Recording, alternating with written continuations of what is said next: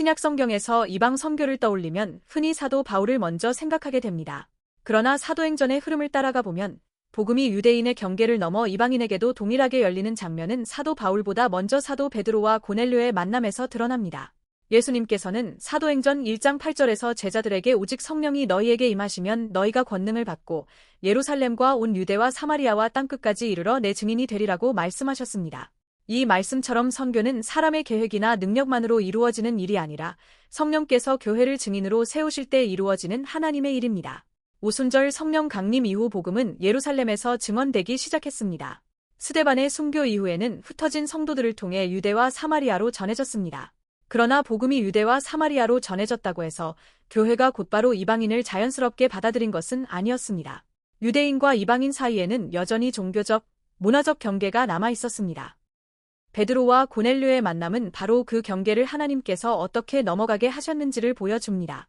베드로는 유대인으로서 율법적 정결 규례에 따라 이방인과의 교제, 특히 식사를 함께하는 일을 꺼려하던 사람이었습니다. 이는 개인적 성향만의 문제가 아니라 유대 사회 전반을 지배하던 종교적 질서와 정체성의 문제였습니다. 그러나 하나님께서는 환상을 통해 베드로에게 하나님이 깨끗하게 하신 것을 속되다 하지 말라고 말씀하셨습니다.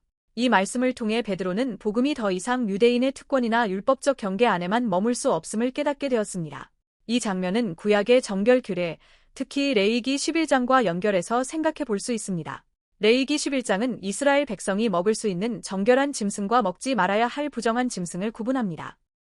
하나님께서는 레위기 11장 45절에서 이스라엘에게 내가 거룩하니 너희도 거룩할지어다라고 말씀하시며 정결 규례를 통해 하나님의 백성이 세상 가운데 구별된 삶을 살아야 함을 가르치셨습니다. 그러나 정결 규례의 목적은 단순히 음식을 나누는 데 있지 않았습니다.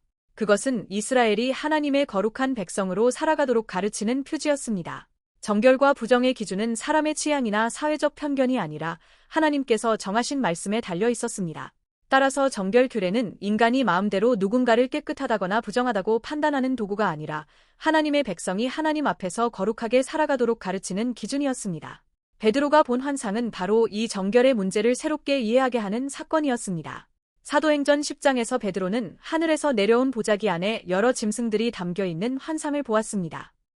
베드로가 율법의 정결 규례에 따라 그것들을 먹을 수 없다고 말하자 하나님께서는 하나님께서 깨끗하게 하신 것을 내가 속되다 하지 말라고 말씀하셨습니다. 이 말씀은 단순히 음식에 관한 문제가 아니었습니다. 곧이어 베드로는 이방인 고넬료의 집으로 가게 되었고 하나님께서 자신에게 보여주신 뜻이 이방인에게도 복음이 열려 있다는 사실임을 깨닫게 됩니다. 그래서 베드로는 고넬료의 집에서 하나님께서 내게 지시하사 아무도 속되다 하거나 깨끗하지 않다 하지 말라 하시기로라고 말합니다.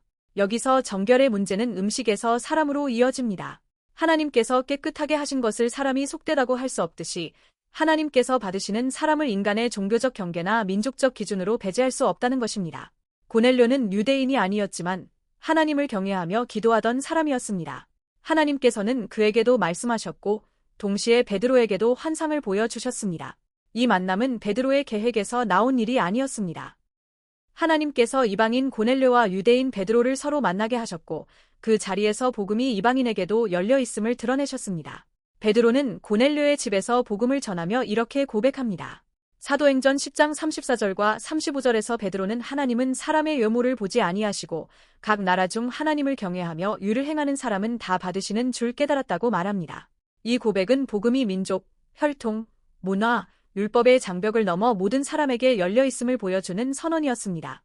베드로가 복음을 전하는 동안 성령께서 이방인들에게도 임하셨습니다.